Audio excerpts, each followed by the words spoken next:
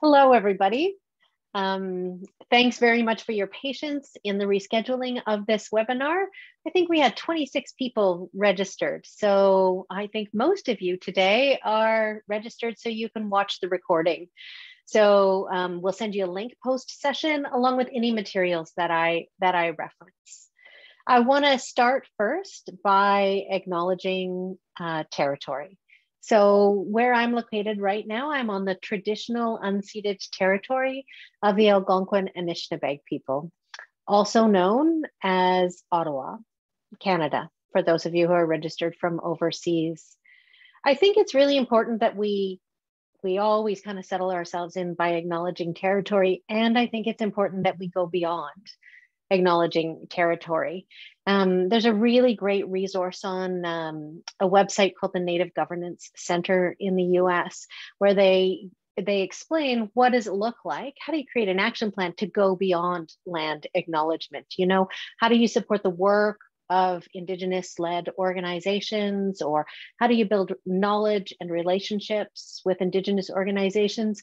Because otherwise, acknowledging territory can often become just a tokenistic thing, a part of a new ritual of how we start our meetings, rather than really centering in our hearts and in our consciousness what it means to acknowledge land. So I have lots to learn always about this space, but one of the things in my action plan, for example, is that I am giving resources to a couple of Indigenous organizations a couple times a year. So I do it at the end of the calendar year, and I also do it on July 1st, which is Canada Day, so a national holiday in Canada.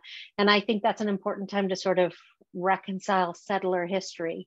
And so I give funds to a couple of Indigenous-led organizations on those dates, just to kind of remind myself and ground myself in my own action plan. So I'll just encourage you to spend a couple minutes, since we're in the space of brave, honest conversations, all those things that are messy and uncertain and uncomfortable and important. And so I'd ask you to just take a moment and reflect on that for yourself.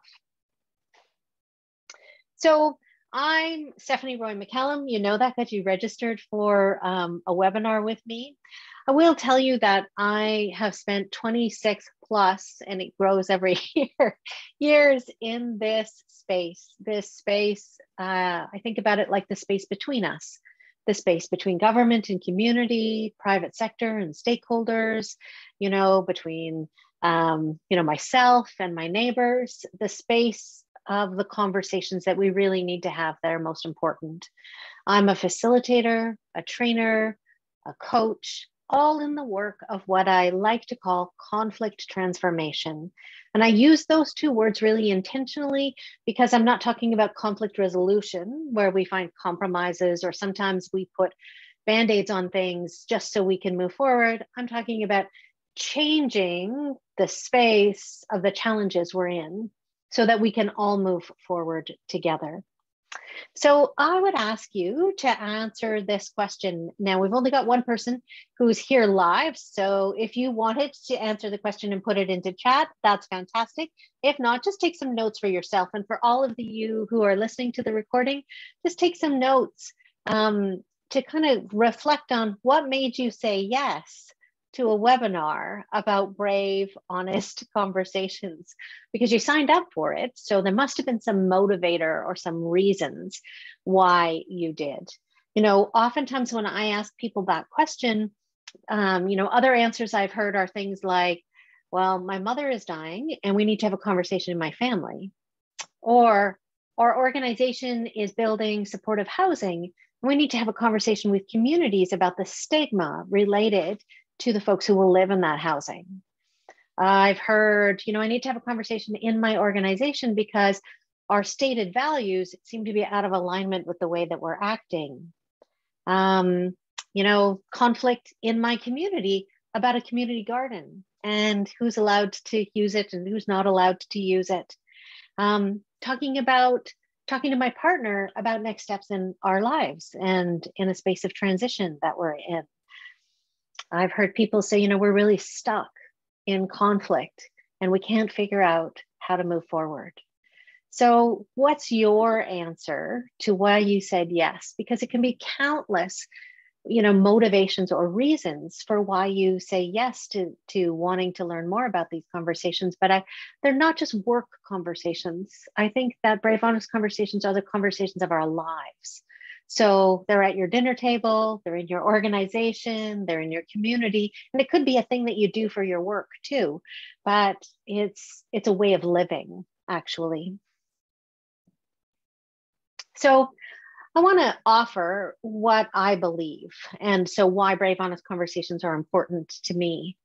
I think that brave, honest conversations are how we solve the problems we face in our organizations, our communities, and also in our lives. But it's not just about solving problems. It's like the conversation is a conduit to something different. And I think that what the space of a brave, honest conversation creates is the space.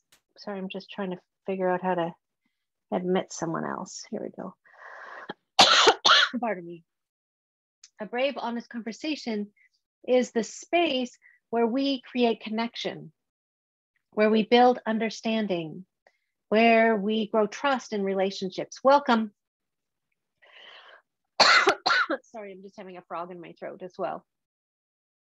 And when we build trust, relationships, understanding, and connection, then actually we can solve any problem that we face.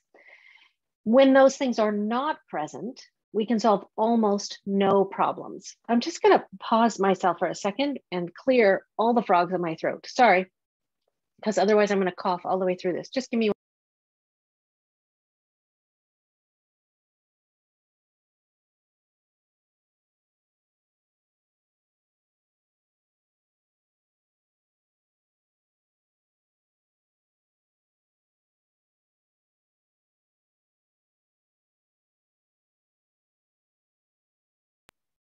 Sorry about that, folks.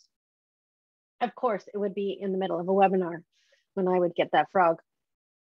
Hopefully, I cleared it out.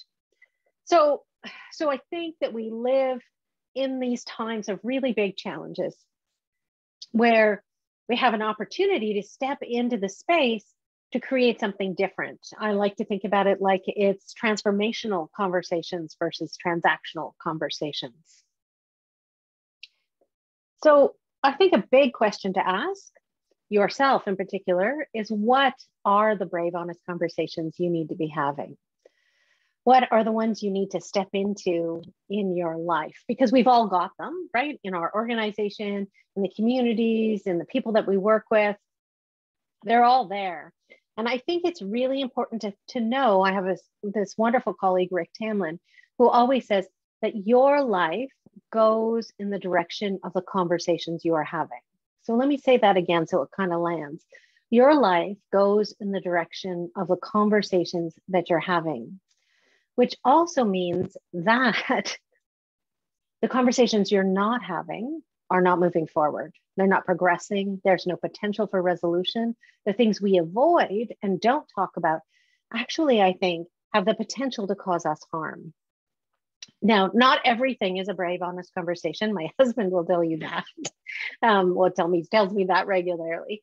However, the really important conversations on our lives are the conversations we need to step into. Now, sometimes we don't do it because it's scary, it's messy, we don't know what the outcome might be.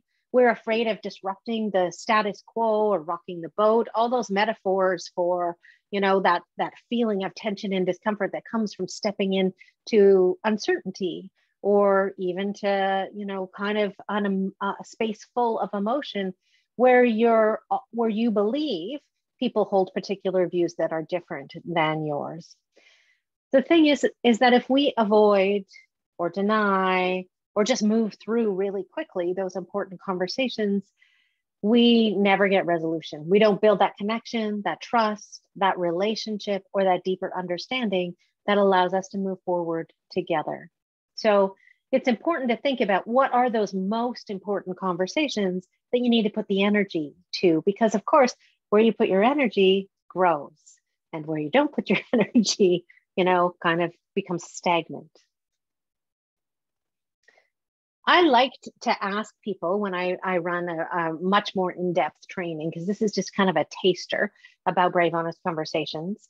I like to ask people, what is a brave, honest conversation to you? I want you to think about the times in your life where you have been really seen and really heard, and where you talked about really hard things, but you did it together, where, maybe you or one other person or multiple people actually stayed in the conversation, didn't just get it started, but stayed. Because sometimes I think staying is way harder than just starting the conversation. More than ever, at any point in history, do we need these conversations. The OECD has made a list of the top 10 threats or risks the world is facing over the next decade. And number 4 on that list is the erosion of social cohesion. That's toxic polarization. That's the divide I was talking about in the space between us.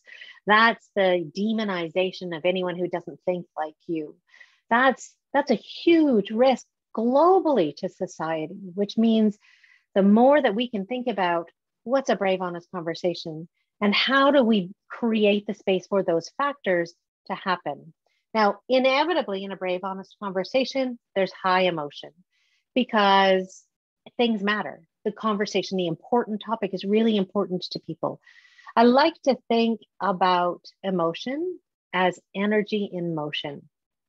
In one of my other courses, we spend a lot of time on the neuroscience, actually, of high emotion in the public arena.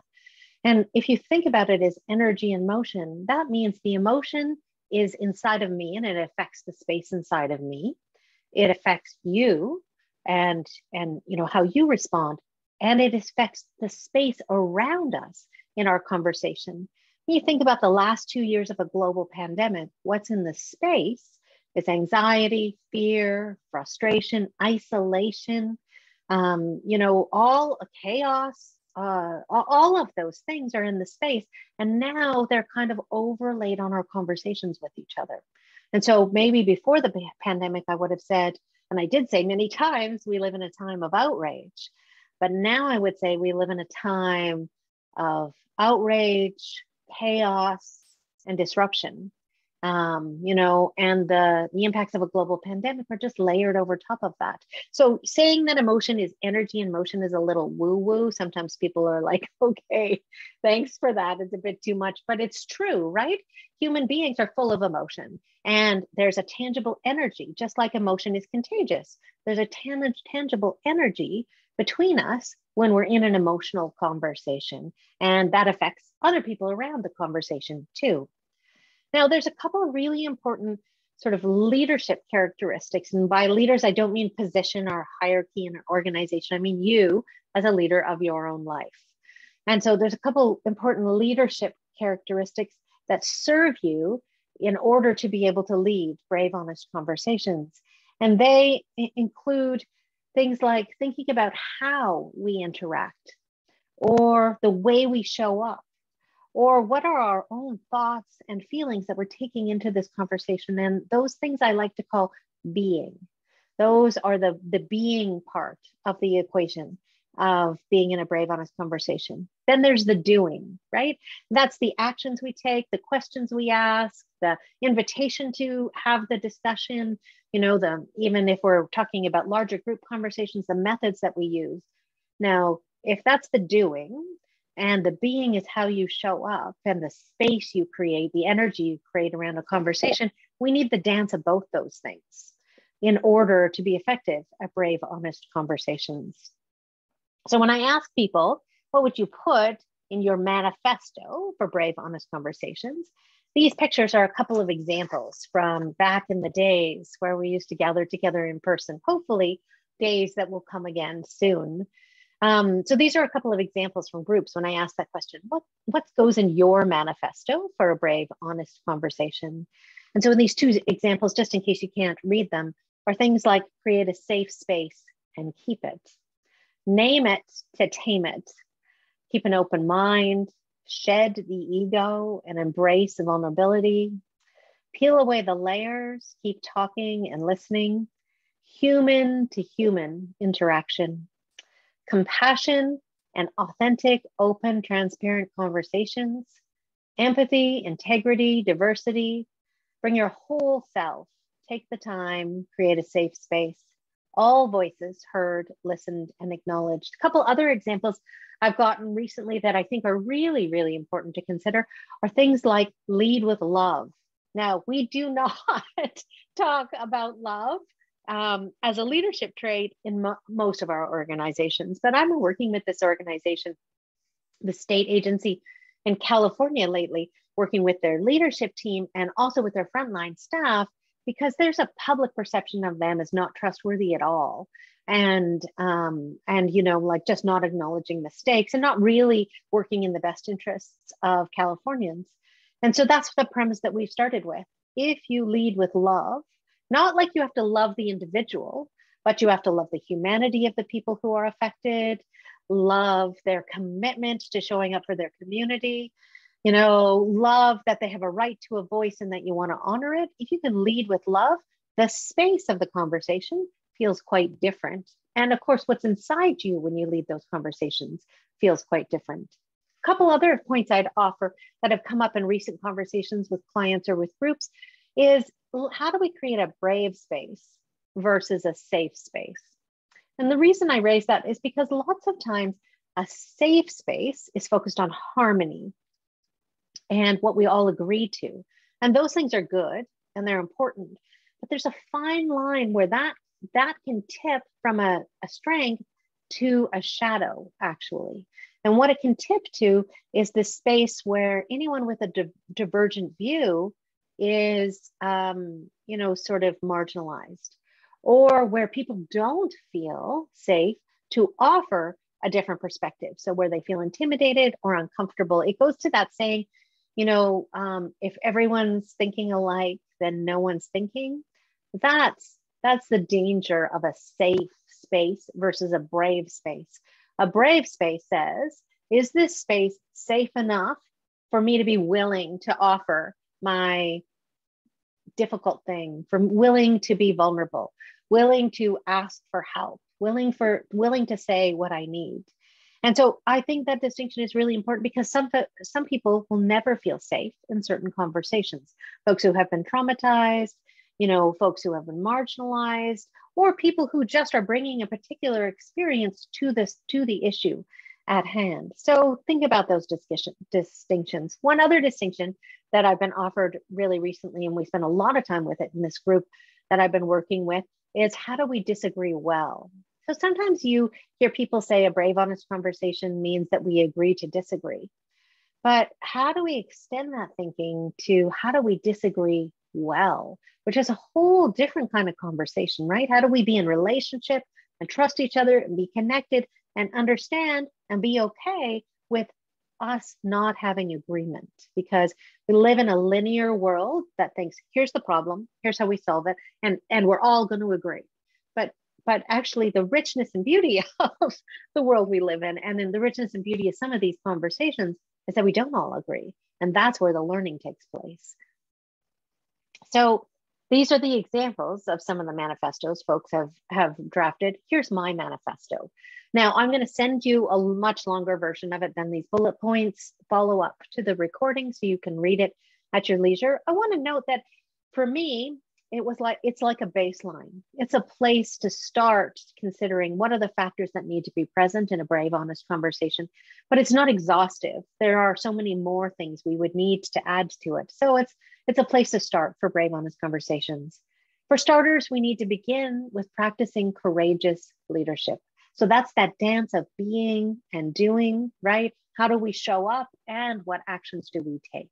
That makes us more effective, the two things together. What do you stand for? Actually, what are you committed to? What do you believe in? And then lead from that in a brave, honest conversation versus create an agenda, just step forward, you know, just be reactive. Instead, what are you committed to in this conversation and what do you stand for? And then lead from that spot. Work with the whole system.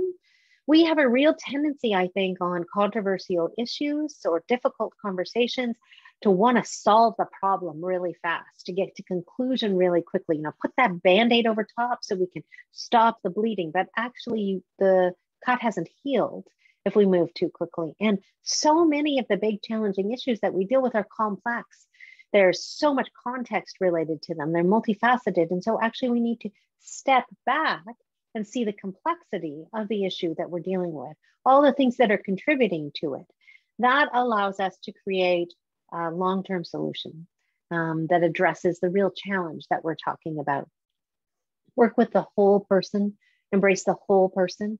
Oftentimes, and this is a thing that pushes all of my buttons, people will say, well, we don't want to talk to people, we don't want people to answer our questions and tell us things that are out of scope. But actually, nothing's out of scope for someone who offers it in a conversation, because no one is just the one answer to the question you've asked them, right? They bring their values, their life experience, their perspective, their worldview to the conversation. So actually, it's all relevant to them. And so how do we work with all of that? But also, how do we work with the emotion people bring? Because we make our best decisions when we find the meaning in the emotion that we are feeling, and we hitch it to what are the facts and the values that we hold, and we put those two things together. It's really important, I think, anyways, that a brave, honest conversation combines right and responsibility. And so by that, I mean, we've got a right to a voice. Most of the people registered for this webinar live in democracies, and that right to a voice is inherent in the system that we live in. And we need to promote conversations that say you've got a right to your opinion, and you have a responsibility to listen to your neighbor or your colleague or your stakeholder, so that you understand their needs too, which might be different than yours. And when we create conversations that are right and responsibility, they're totally different than just right, because there's a sense of entitlement, or it's my way or the highway, in a conversation that's about right versus a conversation that's about right and responsibility. And so a brave, honest conversation invites both of those things. I think it's important to practice meaningful conclusion. And so one of the things I think that it just is the essence of this factor for brave, honest conversations is the saying that often comes up. I've done a lot of work in healthcare that is about nothing about us without us. And that's meaningful inclusion. So that's thinking about who are the dissenters, the folks with different views and ways of thinking, folks with different life experience, with worldviews. And how do you make sure, not that they're all represented, you don't have one person speaking for everyone who has that worldview, but actually that they all have an opportunity to be in that conversation. And that conversation creates the brave space that people are willing to show up and offer their view, right? So you see the weaving of these ideas together. It's important, I think, in a brave, honest conversation to come from a place of compassion and integrity, because it's going to be messy. The really important conversations of our lives, think about those topics that I referenced, right? My mother is dying and I need to talk to my family. I want to talk to my community about supportive housing and the stigma and the judgments that they're holding about people who will live in that housing. These are messy, messy, big conversations where people come with judgments and assumptions and an awful lot of emotion about them. If you can keep coming back to this space of compassion and integrity in how you lead the conversations, that permeates the space of the discussion. Just like if you're calm when you lead a difficult conversation, that supports the other people in the conversation to be calm. But if you're angry or frustrated or full of grief, the same thing is true. That transmits itself to other people.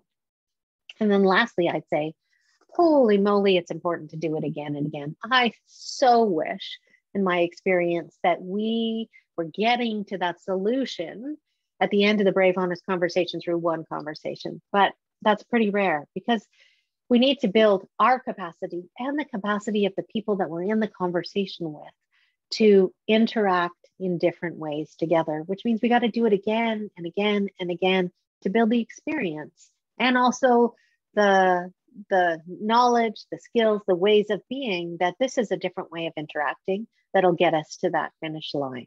So I'll send you that in follow-up. so that you have the longer list of that. So I want to just move on to this topic because you signed up for a webinar about brave, honest conversations. And I haven't defined what I mean by brave. And maybe you haven't defined what you mean by brave either.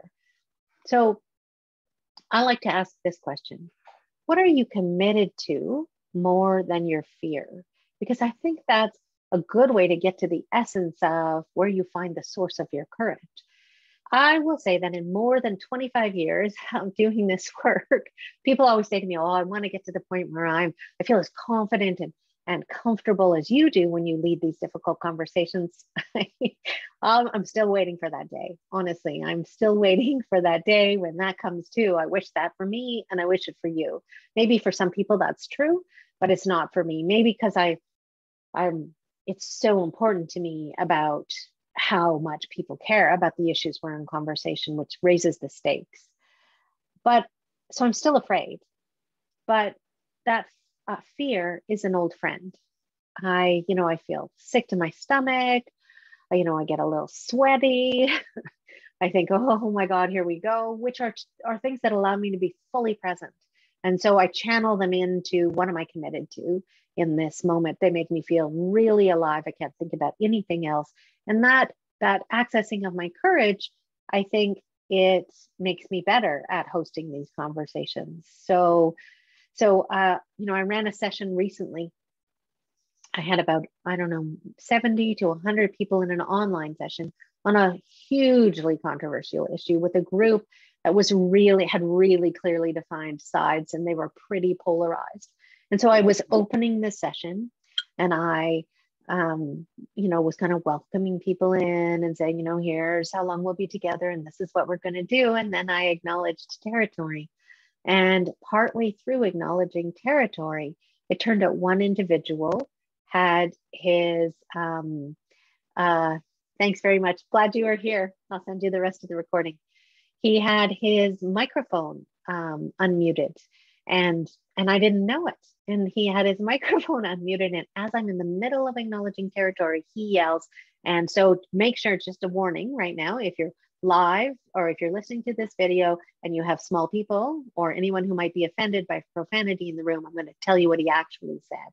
So mute yourself for a second if you need to. He said, oh, for fuck's sakes, not this bullshit again. Super loud, super loud. Yelled it right into the microphone, right in the middle of my land acknowledgement. And I have to tell you, I had a super big moment of fear. I was like, oh my gosh, I have totally, read this group wrong. I'm not serving them. I'm not showing up in ways that will serve this conversation. I've maybe, not offended them, but, maybe made myself less credible because of how they've reacted. So that's the fear in the space, right? And then I said, wait a minute, like this is all an internal dialogue going on, right as he's yelled this. And I kind of, after that flash of fear, I said, hold on a second, what am I committed to, right? I'm not committed to getting it perfect. I am committed that we can have this conversation. I have faith that they can have this conversation. So, just to finish off the story, I said, his name was Fred. I said, okay, Fred, I just want you to know, after a pause, kind of a shocking pause, I said, I just want you to know you're unmuted and we all heard you right now. And so I want you to know I'm going to finish my land acknowledgement because it's important to me. And it might be important to many other people on this call too. And then I'm going to do a reading that I've already picked out to kind of transition us into the space. And it turns out that reading is about humility, which turns out to be perfect. I think we all have something to learn. Me in opening sessions in ways that work for all of you, and all of us in remembering that it's easier to judge than it is to be curious. And how might curiosity and humility serve us in this conversation? And then I did the reading. So, that flash of fear doesn't have to stop you from having a brave, honest conversation. So let me give you 5 steps really that for me or how I step into courage. So because like I said, fear is an old familiar friend in these uncomfortable kind of conversations. And so I want to break down for you my experience of stepping into courage, but I also want to encourage you to break down, how do you find your courage for these brave, honest conversations? And so first, the very first thing I think you need to do is breathe. Don't forget to breathe. Actually calm your nervous system. Practice box breathing. Breathe in for 4 counts, hold it for 4 counts, breathe out for 4 counts. And then again, that calms your nervous system down. Nobody has to know that that's what you're doing, but actually you're lowering your heart rate, you're calming your system, you're saying this is okay, we can do this, we can be in this, and then connect to why you're having this brave, honest conversation. Ground yourself. So I sometimes actually literally stomp my feet on the ground so that I'm grounded. I remind myself to be grounded, and that kind of triggers that. And then I ask myself, wait a minute, what am I committed to in this moment? What am I in service to? That's often a question I ask myself.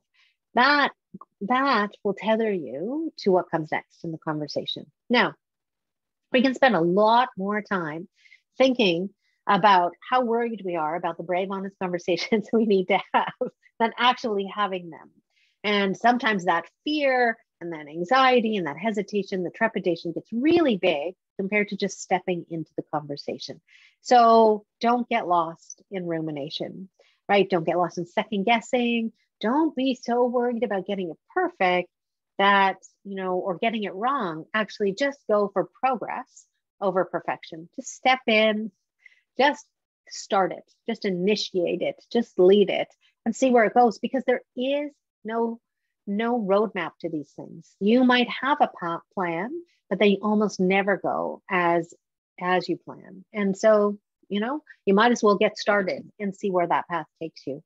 Number 3, in stepping into your courage, for me, is to get curious. The thing I think is interesting is that you can't be curious and judgmental at the same time. It's not possible. So actually, when you're curious, you tend to look at everything in a lighthearted way. You tend to be focused on understanding and relationship and connection versus kind of assumptions and focusing on the difference between you and other people. We often tend to look for the similarity when we're curious. So hold that mindset, right? The being thing. If step 2 is the doing thing, step 3 is a being thing, a mindset that you hold. Step 4 for me sounds very grandiose, but it's not really. It's about blessing other people's right to a voice. And so this, for me, this is a personal belief of mine, is that I believe everyone has a right to a voice, to share their experience, their needs, their hopes, their challenges, and to have other people see them, to witness those, to really hear them in a way that is meaningful. And if you lead a brave, honest conversation from the assumption or the commitment that everyone has this right, and your job is to just create the space for that, the brave space for that, then actually it becomes less about you and your worries and your ego about how the conversation is going to go, and more about how do you transform the conflict or the challenges that might be present into something different. How do you transform it into connection or relationship? And then lastly, a brave, honest conversation, while I'm talking about empathy and compassion and creating the space for us to be brave together, it's not a free-for-all. And one of the things that's really important in that space of the conversation is that we set firm boundaries with a generous heart. So that comes from the place that we're coming from. Like I said earlier, can we lead with love, right? So lead with love and say, and here's the line. Here's what I need in this conversation. Oftentimes you can start, from your perspective. Here's what I'm wishing for or I'm hoping for in this conversation. Here's what I'm feeling. I'm a little bit nervous. I'm a little bit hesitant. Took a lot of courage for me to say, hey, could we talk about this? Here's what I need from you in this conversation. Can you support that? Can you respect that? And then be reciprocal. What are you wishing for? What are you hoping for in this conversation? What are you feeling right now about it? What do you need from me in this discussion? What do we need from each other in this conversation? And then once that boundaries or that container, I like to call it, right, the structure for our conversation is clearly created, then actually we've got some safety. And because structure creates safety that allows us to step into that discomfort. It says, oh, here's the parameters of this discussion, and here's what you can expect from me and what I can expect from you. So those are 5 things that allow me to access my courage in brave, honest conversations. This quote is one of my very favorite quotes, because in this work, we very often, when I ask clients, well, what do you want to accomplish in this conversation? They often say, I want to be sure that people feel like they were heard. But sometimes feeling like they were heard becomes a checkbox, or, just a thing we check off and move on. Oh yeah, they gave us our opinion. Now we can, go ahead and move forward on the project. But actually being heard can be a totally different kind of conversation. So this quote, being heard, is so close to being loved that for the average person, they are almost indistinguishable. That's just an astonishing kind of space that we would create for conversation. It is a transformational space that people would feel loved, whether they agree with you, whether they like what you're doing, that they would feel seen and witnessed and important, like they're worthy and they're valued. That's the space of a brave, honest conversation. And that's about the impact you want to have when you lead those conversations, or even when you participate in them, that the people that you're talking to feel like they matter and that their views matter in this conversation. Now, this leads us to, right, the how you show up impacts the conversation. And there are specific character traits that make or break a tough conversation, specific ways of you showing up, and of course of others showing up, that influence the space, right? There's you, there's me, there's the space of the conversation. And there's specific character traits. So take a moment right now, if you're watching the recording, and ask yourself, right, in your conversations that you would classify as brave, honest conversations, how have others shown up? And what has the impact been? And then ask yourself, how have you shown up? And what has the impact been? And think about, have they shown up with compassion? Have they shown up not very present? Have they shown up with courage or with kindness or with humility, acknowledging challenges? Have you done the same? Have you shown up with anxiety? Have you shown up with anger or frustration? What's the impact of how you show up? Really, really important to recognize that there's a link between the being of our brave, honest conversations that plays out into the space, even plays out into the actions that we take or the doing of the conversations. There's a real connection between authenticity and the possibility of a positive impact in our brave, honest conversations. Because authenticity, when I show up as me, not as the role or the way what I think you expect from me, I just show up as me, comfortable in my own skin, grounded in my commitment, committed to this conversation, that tends to resonate and create a human connection between us. And remember, we're not just the issue, we're how we talk about the issue. How do we create that human to human connection? When I show up vulnerably, a thing that's really interesting is that my vulnerability produces oxytocin in your brain, not in my brain. So if I tell you about a thing I'm struggling with, or a thing that's hard for me, or that I feel like I'm going to throw up before every brave, honest conversation that I lead, and I've been doing this for decades, that creates oxytocin for you, which is the chemical related to love and connection. And so that builds trust, that builds connection, that builds deeper understanding.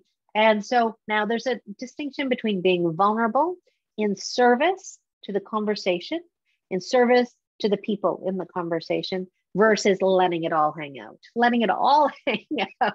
telling you all the challenges and sorrows difficulties that I've had, if it's not in service to the conversation, actually can just increase discomfort. So vulnerability in service to the conversation, in service to the people that you're in discussion with.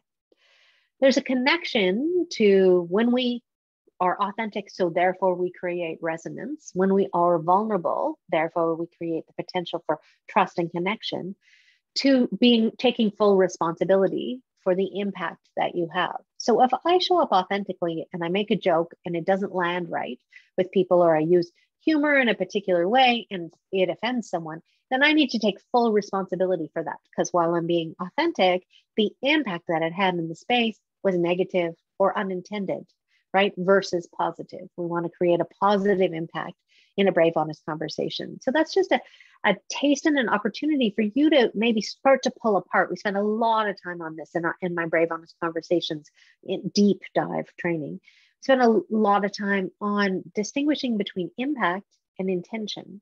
And it's really important for you to get clear on how are you showing up? What are you intending? And then what impact did you really have? And so is your intention matching your impact? And are you showing up authentically in ways that have a positive impact? And if you're not, what other authentic ways do you need to show up that has a more positive impact? Let me give you an example of kind of something that kind of pulls apart some assumptions that we make. A couple of years ago, I did a bunch of interviews with people I think are doing some exceptional work in this space, in the space of brave, honest conversations on really important issues. And so this is just a 1-minute clip from Mayor Lisa Helps. She's the mayor of Victoria.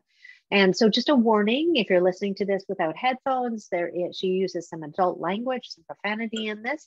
And so just note, put some headphones in or pause the video recording right here if you have folks who might be offended or you don't want to hear the profanity.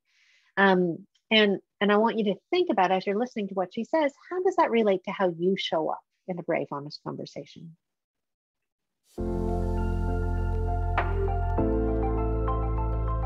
What would be your advice, your best advice, or some of your insights to other people, or in particular other women wanting to take a step forward into the public arena, to hold the space for brave, honest conversations? What would be your advice?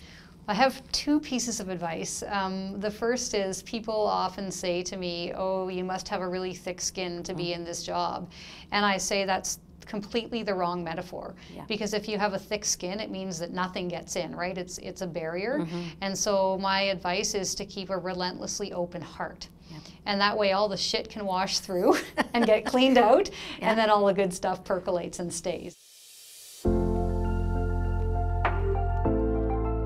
So well said, and so concisely said as well. Be relentlessly open-hearted.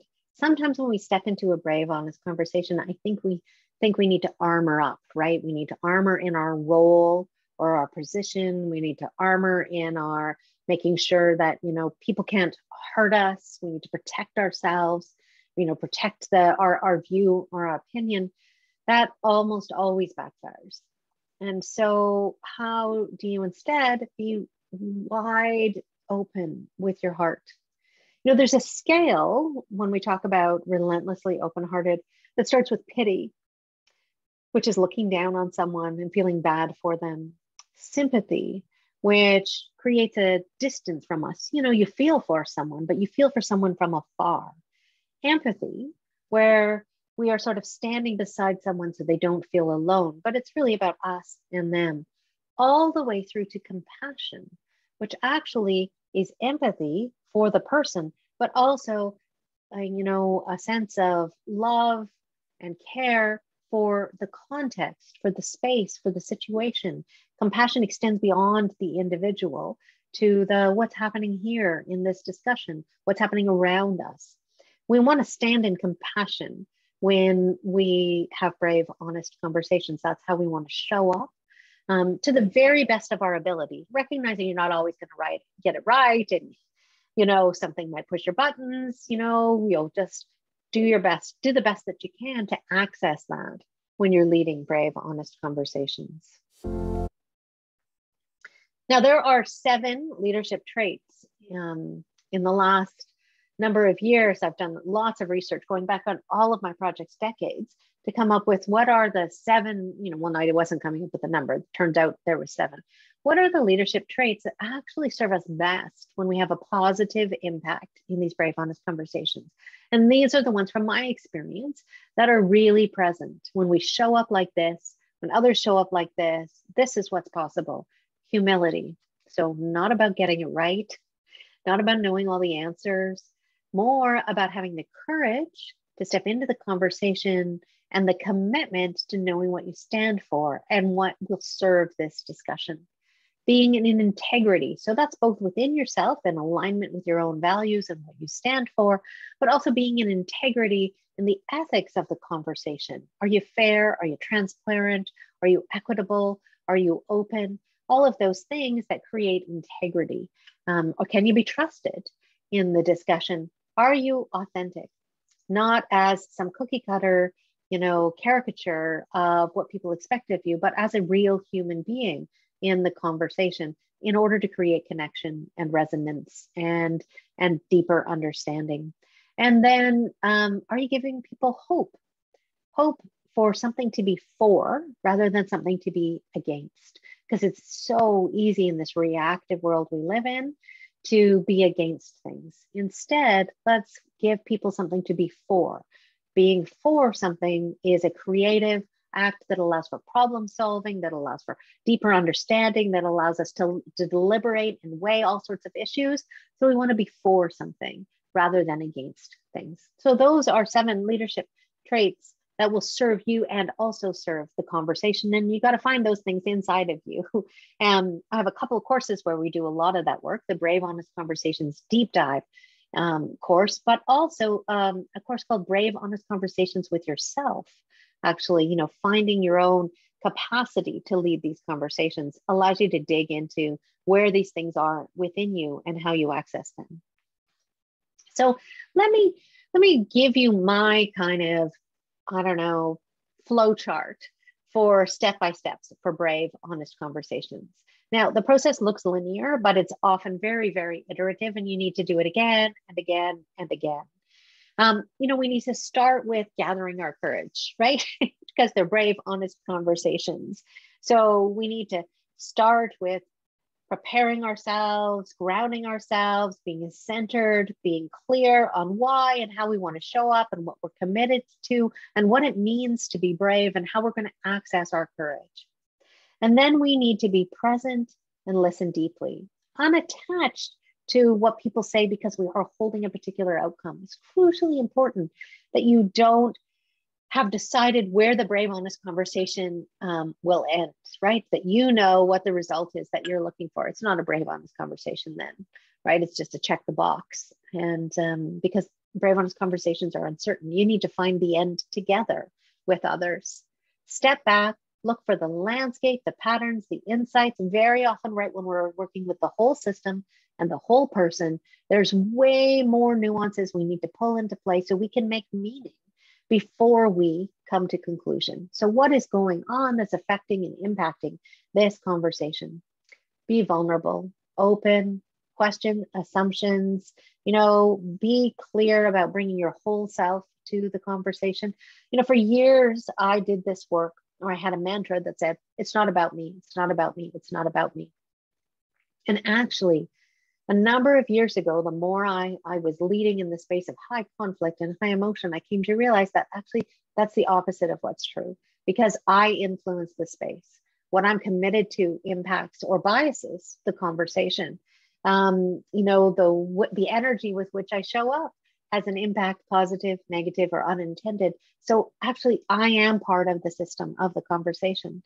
So instead of suggesting that I'm neutral or it's not about me, I need to bring my whole self, my authenticity, my responsibility for impact, my ways of being that support other people in the space, in the brave space of a conversation.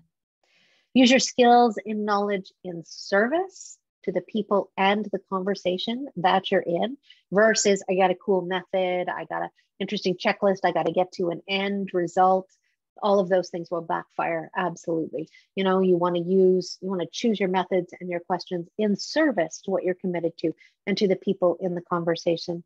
And then lastly, seek alignment versus agreement. We are so quick to go to, you know, what can we validate? What can people agree with? Can we get this outcome that everyone shares?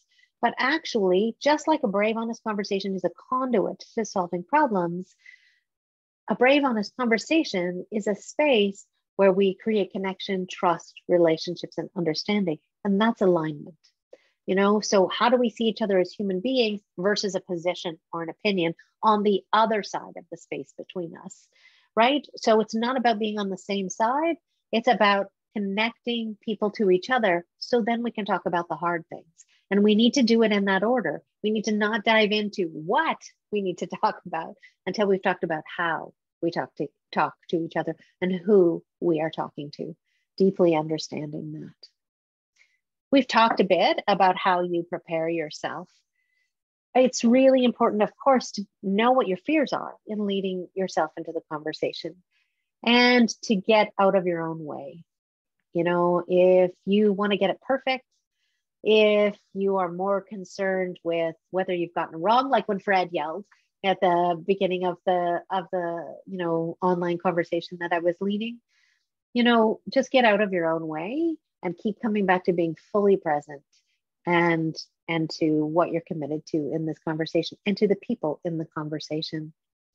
Be prepared for discomfort. I think that discomfort is a core part of brave, honest conversations. And we have this tendency in society that to suggest that when we're uncomfortable, then that whatever is making us uncomfortable must be bad or wrong. Now, that would mean every important conversation that we would have is bad or wrong and we shouldn't have it, which goes us back to the things we avoid or don't talk about have the potential to cause us harm. And so we need to build our capacity to stay with uncomfortable things without going really quickly to how they make us wrong, right? We need a positive orientation to conflict, right? Conflict, I define it as, I think it's right there on the poster on my wall. I define conflict as a signal that something needs to change. And so instead of, you know, thinking that it's about opposing viewpoints or disagreements, instead let's hold a positive orientation to conflict, and that changes your discomfort level and your tension, right?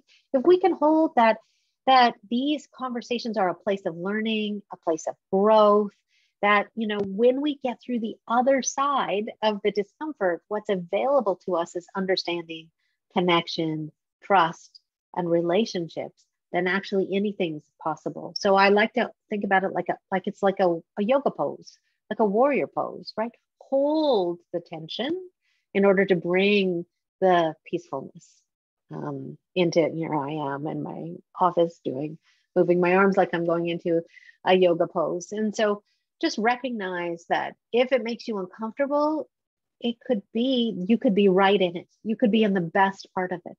You could, you know, the real stuff could be coming. And if you can hold that view of discomfort and not go so quickly to discomfort is wrong, then just about anything is possible. I want to say thanks. Thanks for watching the recording. Thanks for caring about brave, honest conversations. More than anything, we need more people willing to build the skills, the knowledge, and the ways of being in having these conversations. I'd love you to dive in more with me and join me at some of these upcoming courses. So the Brave Honest Conversations, the big in-depth dive into building your own leadership, like a leader in your own life and your work for these conversations, is open. It's a virtual learning, November 28th, 29th, and 30th. I do hope to be able to do some in-person learning, you know, coming closer to the end of the year, but right now everything is still online. I have a workshop series called Wholeness, which is about building capacity for times of chaos and disruption, which is, yep, what we're in right now. So 3 different workshops in that series. You can register for one or for all 3. So inviting space, inviting lightness, and inviting balance. In the last offering, the last public offering of IAPT course, Strategies for Addressing Opposition and Outrage in Public Engagement, is being run June 20th, 22nd, 27th, and 29th. It's 4 sessions that make up that course. It's the last public offering of that course in 2022. So if you've got outrage and opposition in your projects or in your relationships, I'd encourage you to take that course. And then the second workshop series is the Heart and Science of Emotion, and that's made up of 3 workshops: working with high emotion in the public arena, neuroscience of conflict transformation, stress and resilience, and challenging times. And all of those are about the science, actually, that go into the art of brave, honest conversations. And so those have got dates both this spring if you're in the Northern Hemisphere. If you're in the Southern Hemisphere, this would be this fall. And also next fall, and if you're in the Southern Hemisphere, because I know some of you are listening, then that would be next spring. So you can find the details on the website, Bravely Lead Online Learning. And then there's a couple of self-paced courses. So if you haven't got time to book in those particular calendar days, but you still want to keep learning and grow, then there are 2 self-paced courses, and they come with video recordings, breaking down by modules, assignments, exercises, and then they each come with coaching once you've completed the course. So thanks for listening.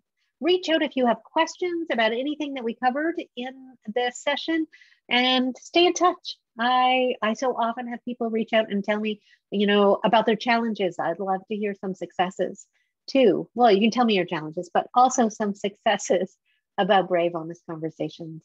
Thanks for being here. Hope you enjoyed the video. Take care.